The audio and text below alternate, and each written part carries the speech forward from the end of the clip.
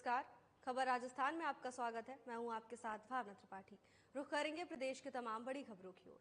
राजस्थान सरकार में कैबिनेट मंत्री कर्नल राज्यवर्धन राठौड़ ने मंगलवार को अखंड भारत के स्वप्न दृष्टा लौह पुरुष भारत रत्न सरदार वल्लभ भाई पटेल जी की जयंती के उपलक्ष्य में जयपुर में आयोजित राष्ट्रीय एकता को समर्पित रन फॉर यूनिटी में सम्मिलित होकर प्रतिभागियों का उत्साहवर्धन किया और राष्ट्र नायक सरदार पटेल जी की स्मृतियों को नमन व विनम्र श्रद्धांजलि दी। साथ ही रन फॉर यूनिटी में सहभागी बन रहे सभी युवा साथियों का अभिनंदन किया। कर्नल राज्यवर्धन राठौड़ ने कहा कि आदरणीय प्रधानमंत्री श्री नरेंद्र मोदी जी की संकल्पना आत्मनिर्भर विकसित भारत को आगे बढ़ाते हुए पूरा देश एकात्मता के भाव के साथ कार्य कर रहा है। कर्नल राज्यवर्धन राठौड़ ने कहा कि भारत की एकात्मता, राष्ट्रीयता और समृद्धता के प्रतीक आधुनिक भारत के शिल्पी लौह पुरुष भारत रत्न सरदार वल्लभ भाई पटेल जी ने अथक प्रयासों और दृढ़ संकल्प से देश को एक सूत्र में पिरोया। भारत की एकता और अखंडता को सुनिश्चित करने हेतु उनका योगदान सदैव वंदनीय है। सरदार पटेल जी सिर्फ इतिहास में नहीं बल्कि सभी भारतीयों के मन में बसते हैं। ऐसी हस्ती है जिन्होंने जिस समय देश हमारा अलग अलग भागों में हिस्सों में खंडित था, तो एक व्यक्ति जिसका विजन था एक भारत का, तो वो सरदार वल्लभ भाई पटेल थे। उनका केवल विजन ही नहीं बल्कि उन्होंने इसको हकीकत में भी करके दिखाया। इसीलिए सरदार वल्लभ भाई पटेल भारत के एकता और अखंडता के प्रतीक माने जाते हैं। और उनकी हस्ती ऐसी थी कि वो केवल इतिहास के पन्नों तक सीमित नहीं रहे, देश के नागरिकों के दिल में बसे हुए। आज प्रधानमंत्री मोदी जी की लीडरशिप में सरदार वल्लभ भाई पटेल की प्रेरणा से हम एक भारत श्रेष्ठ भारत बना रहे हैं, हम एक आत्मनिर्भर भारत बना रहे हैं। हमारी विभिन्नताएं हैं देश में, खान पान, पहनावा, भाषा, लेकिन इस सब के बीच में हमारा जो एकता है, जो जुड़ाव है, वही भारत को संगठित और मजबूत रखता है। हम तिरंगे से एक हो जाते हैं, हम राष्ट्रगान से एक हो जाते हैं, हम भारत माता की जय से एक हो जाते हैं। बीजेपी के पूर्व प्रदेश अध्यक्ष डॉक्टर सतीश पूनिया ने आमेर राजकीय सैटेलाइट हॉस्पिटल को नई हेमेटोलॉजी एनालाइजर ऑटोमेटिक जांच मशीन की सौगात दी है। आमेर अस्पताल में नई जांच मशीन से आमेर वासियों को काफी फायदा होगा। इस मशीन से 21 प्रकार के ब्लड टेस्ट होंगे। केवल 1 मिनट में ही जांच रिपोर्ट भी प्राप्त की जा सकती है। तो वहीं सतीश पूनिया ने कहा कि चिकित्सा सुविधाओं के लिए हाथ से आमेर अस्पताल में कोई ना कोई जरूरत रहती है। सरकार ने चिकित्सालय को क्रमोन्नत किया है। चिकित्सा सुविधाएं विकसित करने की आवश्यकता है। आमेर अस्पताल को एम्बुलेंस समेत अन्य सुविधाएं उपलब्ध करवाई गई थी। कोरोना काल में भामाशाहों ने वेंटिलेटर भी उपलब्ध करवाया था। अभी भी कई सुविधाओं की आवश्यकता है। महाराजा कॉलेज बडीज ग्रुप ने आमेर अस्पताल को एक ऑटोमेटिक जांच मशीन भेंट की है। इस मशीन से 21 प्रकार की जांच होगी। आमेर अस्पताल आने वाले मरीजों को इसका लाभ मिलेगा। आने वाले समय में अस्पताल को और भी ज्यादा विकसित कैसे करें, इस पर भी चर्चा करेंगे। सरकार से भी आग्रह करेंगे कि इस पर अच्छे तरह से कार्रवाई करें। आमेर अस्पताल में और सुविधाओं का विकास हो। है और चिकित्सा सुविधाओं के लिहाज से यहाँ हर समय कोई न कोई जरूरत रहती है। सरकार ने इस चिकित्सालय को क्रमोन्नत जरूर किया है, कुछ और सुविधाएं विकसित करने की आवश्यकता है। पिछले कार्यकाल में हमने एक एम्बुलेंस से लेकर कुछ और सुविधाएं यहाँ देने की कोशिश की थी। CSR के जरिए वेंटिलेटर्स कोरोना के काल में यहाँ हमारे भामाशाहों ने दिया था। अभी अस्पताल की भवन भी पूरे तरीके से जो जरूरत है उसके मुताबिक नहीं है, उसके बारे में विचार करने की आवश्यकता है। सोनोग्राफी से लेकर कुछ और चीज़ों की, लेकिन मैं हमारे महाराजा कॉलेज की एलुमनाई को धन्यवाद दूंगा कि उन्होंने भामाशाह के सहयोग से हेमेटोलॉजी के लिए जिसमें 21 प्रकार की जांचें होंगी, आमेर कस्बे के रोगियों को उसका लाभ मिलेगा। जयपुर में सवाई मानसिंह हॉस्पिटल की सुपर स्पेशलिटी विंग में आज व्यवस्थाएं ठप हो गई।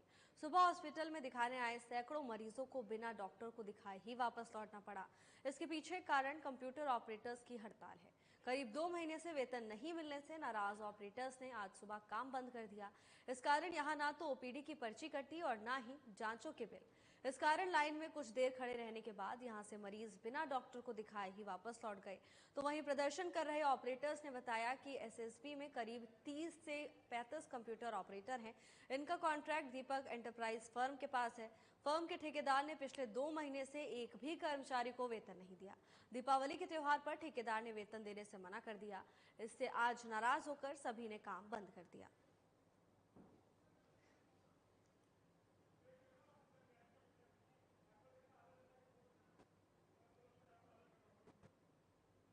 दीपावली एक खूबसूरत त्योहार है जो हमारे जीवन में खुशियां लेकर आता है।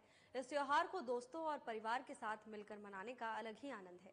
लेकिन इस त्योहार के मौसम में प्रदूषण, धूल और धुंध का स्तर भी बहुत ज्यादा होता है, जो हमारे स्वास्थ्य के लिए बहुत हानिकारक हो सकता है। दिवाली के समय होने वाले वायु प्रदूषण से अस्थमा, ब्रोंकाइटिस और सीओपीडी जैसी सांस की बीमारियों का खतरा बढ़ जाता है। इसके अलावा आंखों में जलन, खुजली, लालपन, आंखों में पानी और आंखों में संक्रमण होने का खतरा भी रहता है। इसीलिए थोड़ा सावधानी बरतते हुए हम त्योहार मनाने का आनंद ले सकते हैं। बच्चों को भी आतिशबाजी के समय बड़ों के साथ रहना आवश्यक है, जिससे वो सुरक्षित रूप से त्योहार का आनंद ले सकें। इसके साथ ही खान पान में भी सावधानी रखनी आवश्यक है। खासतौर से ब्लड प्रेशर और शुगर के मरीजों को ब्लड शुगर कंट्रोल में रखना चाहते हैं तो रोजाना नियमित तौर पर एक्सरसाइज जरूर करें। त्योहार के समय इस रूटीन को जरा भी नजरअंदाज ना करें। अच्छी और पर्याप्त नींद जरूर लें। दिवाली के समय में खुद को हाइड्रेट जरूर रखें। दिन भर में ढेर सारा पानी पिएं। आप हर्बल टी और जूस आदि का भी प्रयोग कर सकते हैं। इससे आपका स्वास्थ्य अच्छा बना रहेगा। यदि फिर भी किसी प्रकार की स्वास्थ्य समस्या होती है तो चिकित्सक से परामर्श लेने में कोताही ना करें।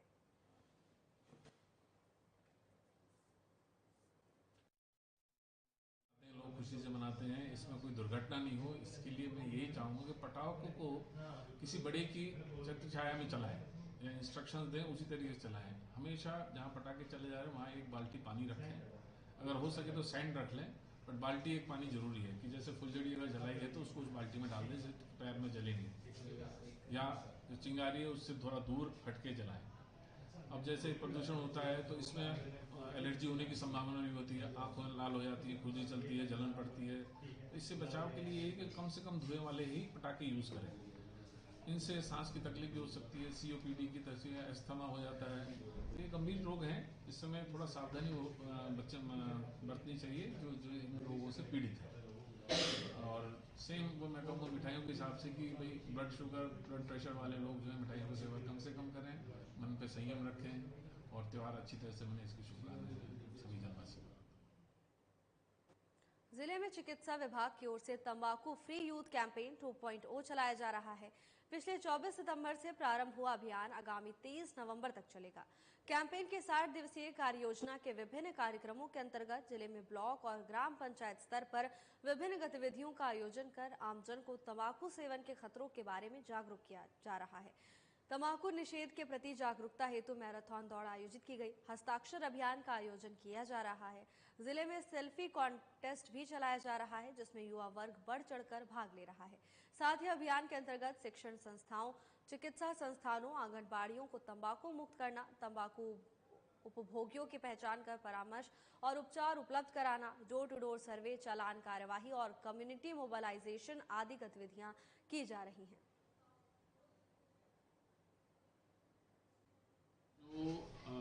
फिलहाल जो 23 नवंबर तक हमारा एक अभियान है टोबैको फ्री अभियान, जिसमें यूथ को हम अपील कर रहे हैं कि भाई आप तंबाकू के सेवन को ना करें, क्योंकि तंबाकू हर शरीर के हर हिस्से को हानि पहुंचाता है। मुंह में अगर तंबाकू चबाते हैं तो मुंह का कैंसर हो सकता है लंबे समय तक, गले का हो सकता है, फेफड़ों का हो सकता है और पेंक्रियाज किसी भी अंग का ये कैंसर कर सकता है। तो इसलिए हम चाहते हैं, यूथ से हम अपील करते हैं कि भाई आप जो है इस तंबाकू के सेवन को नहीं करें।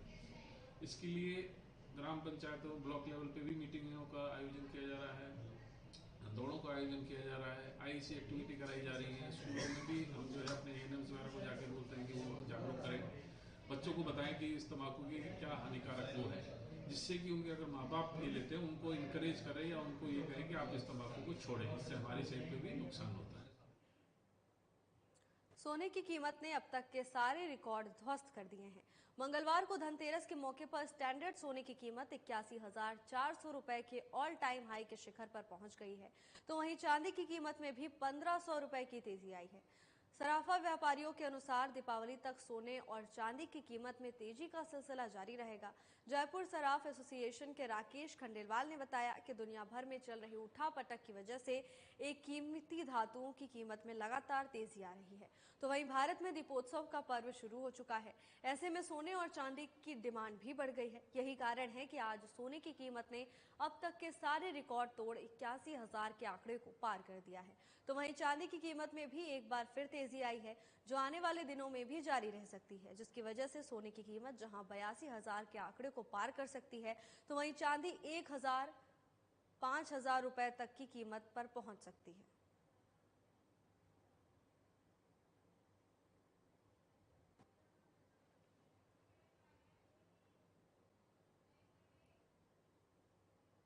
बारां जिले की थाना अंता व साइबर सेल की टीम ने अंता पलायथा NH 27 पर सराफा व्यापारी के साथ पिस्टल की नोक पर हुई लूट का खुलासा कर 3 आरोपियों मेहरान खान पुत्र समीर खान, आरिश पठान और शौकीन मोहम्मद को गिरफ्तार कर घटना में प्रयुक्त 2 मोटरसाइकिल जब्त की है।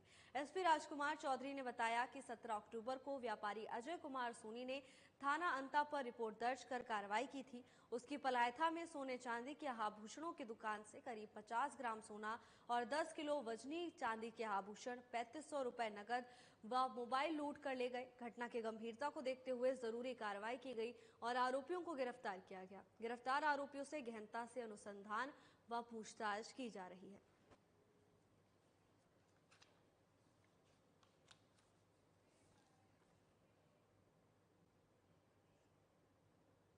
Anti gangster task force police मुख्यालय की सूचना पर झालावाड़ जिले में थाना गंगधार पुलिस द्वारा जेता खेड़ी रोड स्थित गर्ल्स स्कूल के पास बैठे एक शातिर बदमाश युवराज सिंह को गिरफ्तार कर एक अवैध देसी पिस्टल एवं 2 जिंदा कारतूस बरामद किए हैं। आरोपी के विरुद्ध पूर्व में भी अवैध हथियार से हत्या के प्रयास करने का मुकदमा दर्ज है। अतिरिक्त महानिदेशक police anti gangster task force Dinesh MN ने बताया कि पुलिस मुख्यालय की AGTF टीम लगातार सक्रिय गैंगस्टर्स, हार्डकोर बदमाशों, इनामी अपराधियों, अवैध मादक पदार्थ और हथियार तस्करों के विरुद्ध कार्रवाई कर रही है। टीम की सूचना पर सोमवार रात झालावाड़ जिले की थाना गंगधार पुलिस ने शातिर बदमाश को किसी अप्रिय अनहोनी से पहले अवैध हथियार सहित गिरफ्तार करने में सफलता हासिल की है। अगर आरोपी को जल्द पकड़ा नहीं गया होता तो वो यहां किसी भी वारदात को अंजाम दे सकता था।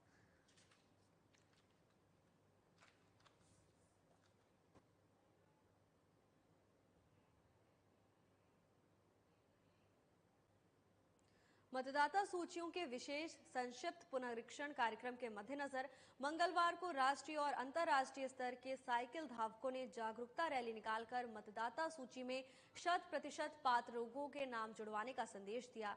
जिला निर्वाचन अधिकारी नम्रता विश्निक ने वृद्धजन भ्रमण पथ के आगे से हरी झंडी दिखाकर इसे रवाना किया। इस दौरान उन्होंने कहा कि भारत निर्वाचन आयोग के निर्देशानुसार मतदाता सूचियों का विशेष संक्षिप्त पुनरीक्षण कार्यक्रम 29 अक्टूबर से शुरू हुआ है। इस दौरान पात्रता रखने वाले प्रत्येक व्यक्ति का नाम मतदाता सूची में जुड़वाने के प्रयास किए जाएं। उन्होंने कहा कि इस कार्य में BLO की भूमिका अत्यंत महत्वपूर्ण है। बूथ लेवल अधिकारियों द्वारा डोर टू डोर संपर्क करते हुए ये सुनिश्चित किया जाए कि कोई भी पात्र व्यक्ति इससे वंचित न रहे। उन्होंने कहा कि युवा साइकिल धावक अभियान के ब्रांड एम्बेसडर के रूप में कार्य करते हुए अधिक से अधिक लोगों को प्रेरित करें।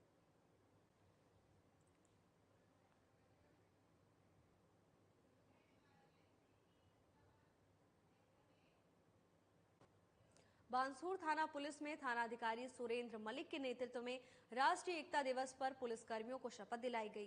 सरदार वल्लभ भाई पटेल के जीवन पर प्रकाश डालते हुए कहा कि वर्तमान भारत को अखंड भारत बनाने में सरदार पटेल का अहम योगदान था।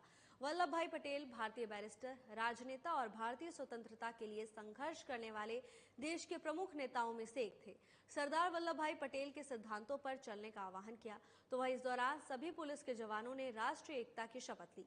इस मौके पर SI Ramveer Singh, head constable Ramratan, Manoj Kumar, Subesh Singh, Rakesh Kumar Meena सहित बड़ी संख्या में पुलिसकर्मी मौजूद रहे।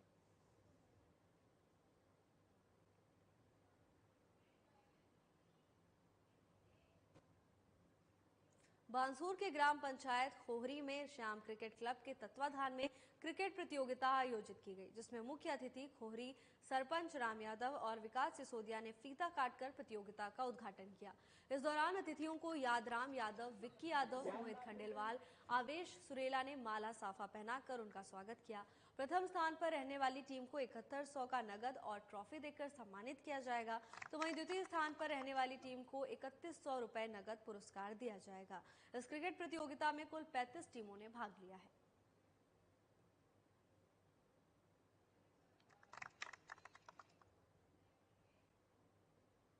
जयपुर में पशुपालन और गौपालन मंत्री जोराराम कुमावत ने प्रेस कॉन्फ्रेंस की।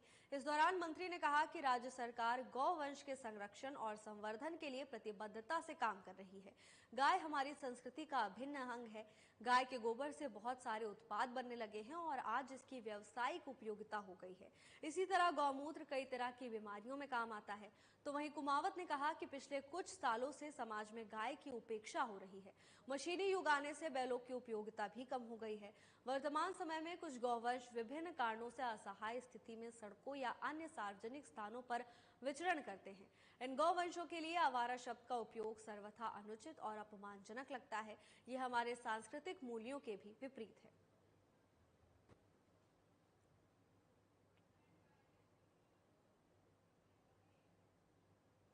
जयपुर में कांग्रेस के नेता और पूर्व मंत्री प्रताप सिंह खाचरियावास ने बयान दिया है।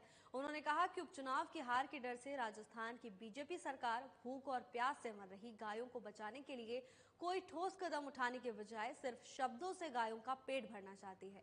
खाचरियावास ने कहा कि जयपुर सहित पूरे राजस्थान में बीजेपी सरकार आने के बाद गायों को बड़ी तादाद में मौत हो रही है। भूख के कारण गाय प्लास्टिक खाकर मर रही है। गायों को बचाने वाला कोई नहीं। रोजाना गायों को पकड़कर जिस ढंग से बेदर्दी से ट्रकों में ले जाया जा रहा है, उससे रोजाना गायों की मौत हो रही है।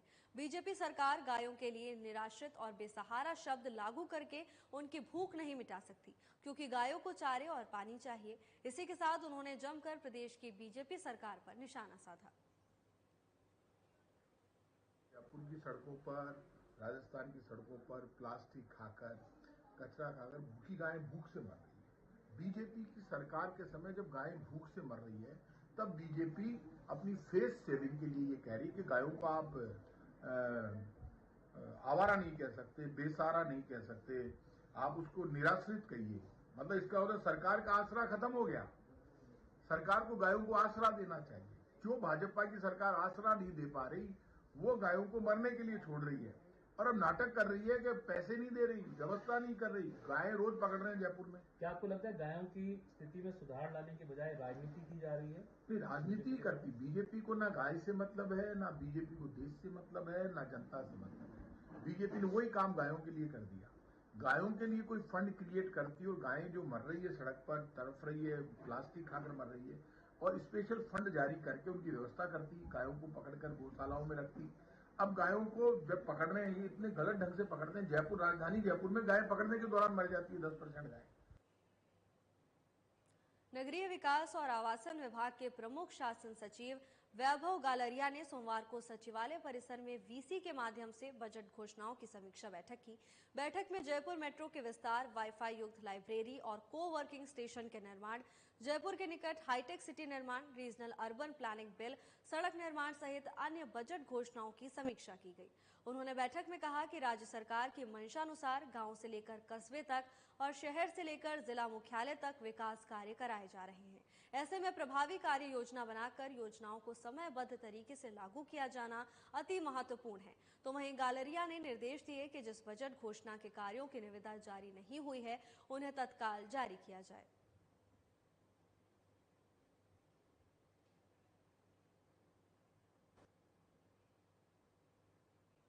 बीकानेर में जिला कलेक्टर नम्रता विश्नोई ने कलेक्ट्रेट सभागार में साप्ताहिक समीक्षा बैठक की। इस दौरान कलेक्टर ने कहा कि महिला अधिकारिता विभाग की ओर से महिला सुरक्षा सलाह केंद्रों और सखी वन स्टॉप सेंटर में प्राप्त प्रकरणों को सर्वोच्च प्राथमिकता के साथ निस्तारित करवाएं। उन्होंने कहा कि विभागीय केंद्रों के माध्यम से पीड़ित महिलाओं को अस्थायी आश्रय, कानूनी और चिकित्सा परामर्श, रोजगार, प्रशिक्षण और काउंसलिंग जैसी अन्य सहायताएं प्रदान की जाएं। इसी के साथ जिला कलेक्टर ने कहा कि ऐसे समस्त केंद्रों पर दर्ज प्रकरणों की सूचना आगामी बैठक में प्रस्तुत करें।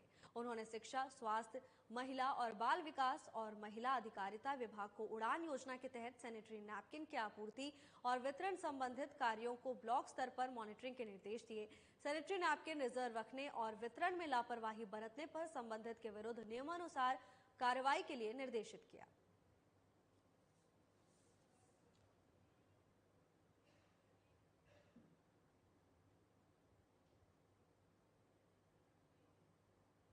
बीकानेर में जिला कलेक्टर नम्रता विश्रणी की अध्यक्षता में गठित कमेटी की ओर से 3 हथकरघा बुनकरों का चयन जिला स्तरीय पुरस्कार के लिए किया गया है। जिला उद्योग और वाणिज्य केंद्र की महाप्रबंधक तथा पुरस्कार चयन समिति की सदस्य सचिव मंजू नैड गोदारा ने बताया कि राज्य के हथकरघा बुनकरों को प्रोत्साहित करने की दृष्टि से इस वित्तीय वर्ष में जिला स्तरीय पुरस्कार के लिए जिले की सीमा में कार्यरत हथकरघा बुनकरों के आवेदन पत्र आमंत्रित किए गए थे। निर्धारित अवधि तक कुल 17 आवेदन प्राप्त हुए। इनमें से प्रथम 3 के अलावा सांत्वना पुरस्कार के लिए 2 बुनकरों का चयन किया गया है।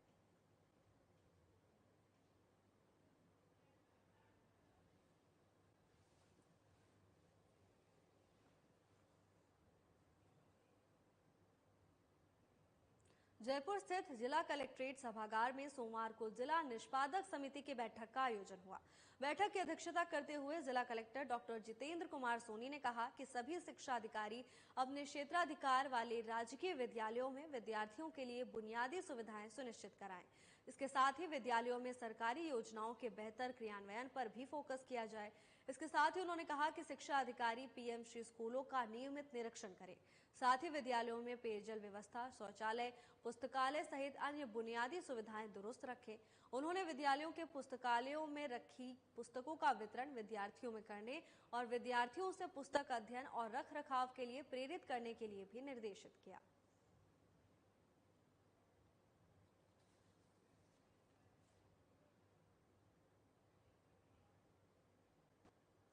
बांसुर नगर पालिका के सफाई कर्मियों को करीबन 3 महीने का भुगतान नहीं मिलने पर सफाई कर्मियों का आक्रोश फूट पड़ा।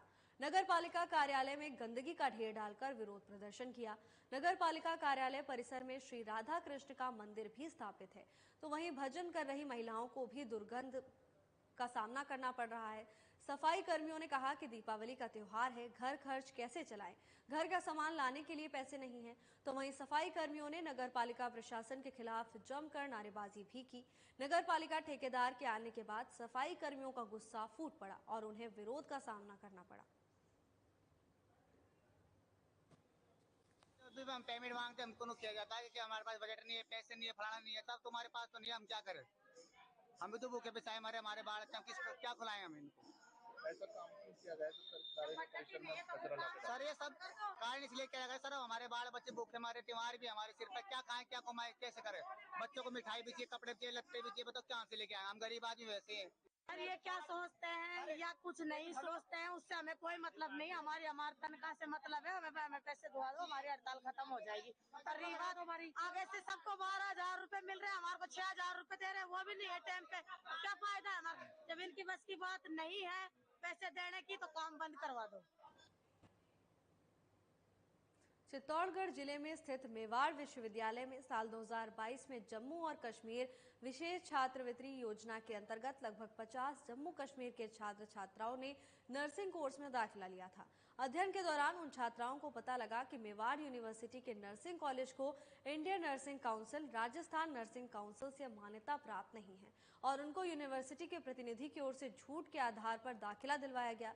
तो वो विचलित हुए और उन्होंने चेयरमैन से संपर्क साधा। बार बार यूनिवर्सिटी प्रशासन ने उन्हें ये विश्वास दिलाया कि उनके कॉलेज को शीघ्र ही मान्यता प्राप्त हो जाएगी। 2 साल बीत जाने के बाद छात्र और छात्रा अब यूनिवर्सिटी में ही धरने पर बैठ गए हैं। जब किसी ने छात्रों की सुनवाई नहीं की तो पीड़ित छात्रों ने आम आदमी पार्टी से मदद मांगी। आज प्रदेश उपाध्यक्ष कीर्ति पाठक के नेतृत्व में आम आदमी पार्टी प्रतिनिधिमंडल ने छात्रों से यूनिवर्सिटी पहुंचकर मुलाकात की। छात्रों से मुलाकात के बाद प्रदेश उपाध्यक्ष कीर्ति पाठक ने राज्य सरकार और यूनिवर्सिटी प्रशासन के खिलाफ कुछ महत्वपूर्ण सवाल खड़े किए हैं।